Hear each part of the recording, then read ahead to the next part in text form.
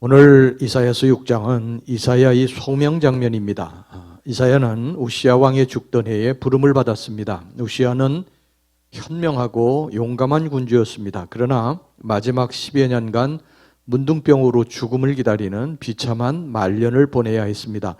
당시 이사야는 궁중 내의 실력자 중에 한 사람으로서 아수르의 팽창을 근심 어린 눈으로 지켜보고 있었습니다. 그리고 그에 비해서 너무나 약하고 그리고 통치자마저도 병들어 있는 유다의 운명을 염려하지 않을 수 없었습니다. 이때 하나님께서 이사야를 일꾼으로 부르셨습니다. 우리는 오늘 본문을 통해서 과연 하나님의 일꾼의 자격이 무엇이며 또 일꾼의 자세가 어떠해야 하는지를 살펴보도록 하겠습니다. 첫째, 일꾼은 주님으로부터 정결함을 입고 의롭다함을 인정받아야 합니다. 하나님의 일꾼은 거룩하신 하나님과 교제하며 그분의 거룩한 뜻을 받들어 섬기는 역할을 하게 됩니다. 그러므로 일꾼에게는 무엇보다도 거룩함과 의로움이 요구됩니다. 누구든지 거룩하고 의롭지 못하고는 하나님께 가까이 나아갈 수가 없기 때문입니다. 하나님은 거룩한 자와 만나십니다. 레위기서 11장 45절에 나는 너희의 하나님이 되려고 너희를 애굽 땅에서 인도하여 낸 여호와라. 내가 거룩하니 너희도 거룩할지어다. 이렇게 말씀하셨습니다. 거룩하지 못한 사람이 하나님과 대면하게 되면 죽음을 면치 못합니다. 오늘 여기 본문의 5절에도 이사야가 자신이 거룩하지 못한데 하나님을 만났기 때문에 망했다고 슬퍼하고 있습니다. 이사야는 자신의 죄와 연약함을 깨달은 것입니다. 이때 하나님께서는 급히 제단에 핀 숲으로 이사야의 입술을 댐으로써 서둘러 그의 죄악을 말끔히 씻어 주셨습니다. 6절, 7절 말씀입니다. 그때에 그 서랍 중에 하나가 부젓가락으로 제단에서 집은 바 핀 숯을 손에 가지고 내게로 날아와서 그것을 내 입술에 대며 이르되 보라 이것이 내 입에 닿았으니 내 악이 제하여졌고 내 죄가 사하여졌느니라 하더라. 이사야는 이로써 정결케 되었고 의롭다 인정받게 되었으며 하나님께도 담대하게 기도할 수 있게 됐고 말씀을 선포할 조건을 갖추게 된 것입니다. 우리는 죄인들입니다. 사실 일꾼이 될 자격이 없는 자들이지요. 우리는 거룩하지도 못하고 또 의롭지도 못합니다. 이런 사람들이 어떻게 거룩하신 하나님의 일을 할 수 있겠습니까? 그러나 하나님은 나를 부르셨습니다. 그리고 예수 그리스도를 통해서 나의 죄를 사해 주셨습니다. 우리는 분명히 거룩하지 않은 사람들이지만 하나님이 거룩하지 못한 이사야의 입술을 제단 숯불로 찢어서 정결케 해 주었듯이 예수 그리스도를 통해서 우리를 정결케 해 주셨습니다. 그래서 우리는 예수 그리스도로 말미암아 하나님께 나아가 담대히 기도할 수 있고 하나님의 일을 할 수가 있게 된 것입니다. 하나님의 일꾼은 반드시 예수 그리스도로 말미암아 죄사함을 받고 거룩하고 의로운 자가 돼야지, 그래서 일을 해야지, 그렇지 않으면은 우리는 자칫하면은요 자기 의의가 되고 또 자기 자랑이 될 수가 있는 것입니다. 거듭나야 합니다. 거듭나지 않고 일을 하면요 누가 몰라준다고 섭섭해하고 또 실족하고 또 그러면서 문제가 생기기 시작을 하는 것입니다. 그 다음에 두 번째, 일꾼은 주님의 부르심과 그에 대한 순종이 있어야 합니다. 오늘 본문의 8절의 말씀입니다. 내가 또 주의 목소리를 들으니 주께서 이르시되 내가 누구를 보내며 누가 우리를 위하여 갈고 하시니 그때에 내가 이르되 내가 여기 있나이다 나를 보내소서 하였더니, 주님은 필요한 때에 일꾼을 부르시어서 당신의 뜻을 이루어 나가십니다. 누구든지 완벽한 조건을 갖추었다 할지라도 하나님이 부르시지 않으면요 나가면 안 됩니다.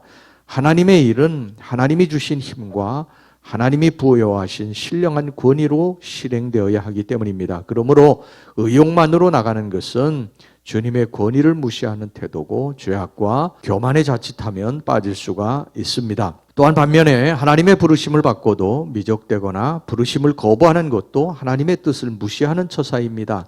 하나님은 사람을 통해 일하시지만 사람을 의지하지 않으십니다.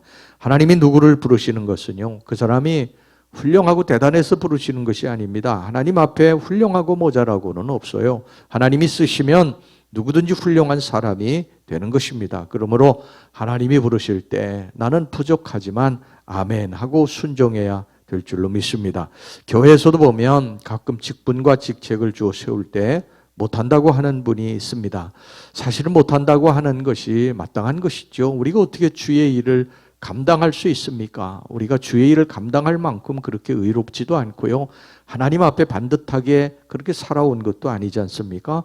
그러나 우리는 못하지만 주님은 하십니다. 주님이 쓰시면 우리는 할 수 있는 거예요. 우리가 하는 것은 내게 능력 주시는 자 안에서 하는 것이지 사실은 내가 하는 것이 아닙니다. 그래서 주님이 우리들에게 부르실 때에, 콜링 하실 때에 우리가 아멘으로 순종해야 되는 이유는 나를 보아서가 아닙니다. 나를 보면은 절망적이고 내가 도저히 그 일을 할 수 없지만 하나님께서 부르셨으니까, 주님이 나를 부르셨으니까 주님이 그 일을 감당할 수 있는 힘을, 지혜를, 능력을 주시지 않겠느냐. 그래서 우리는 그것을 믿고 아멘, 주님 내가 여기 있나이다, 나를 보내소서.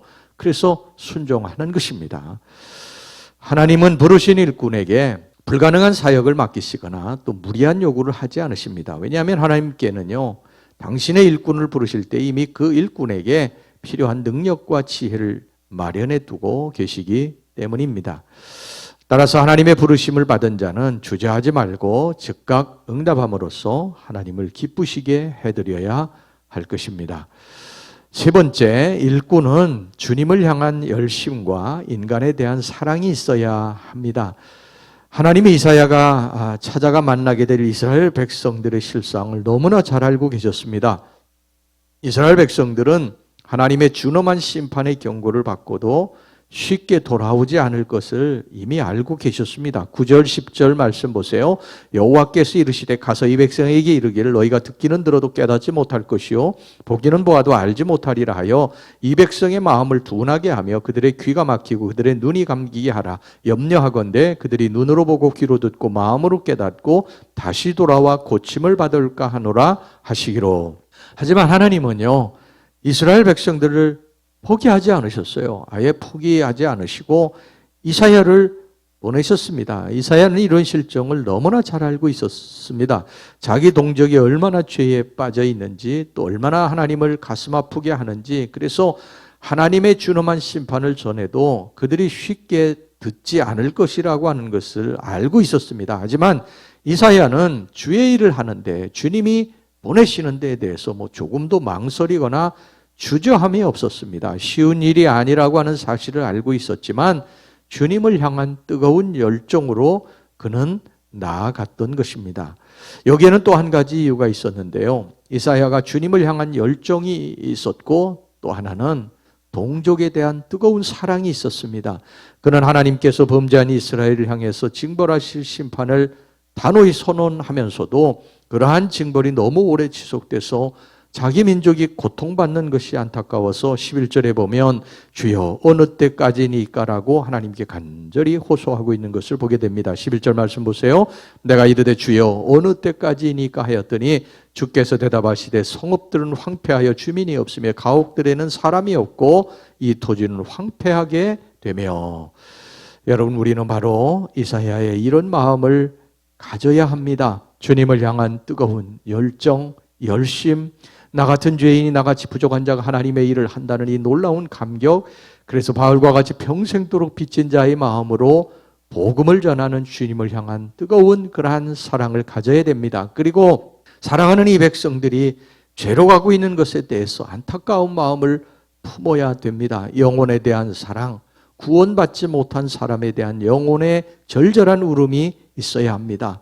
우리가 영혼에 대한 안타까움이 없으면요, 부모 자식도 구원할 수 없습니다. 우리 모두가 이 마음을 품고 살아가야 됩니다. 할렐루야.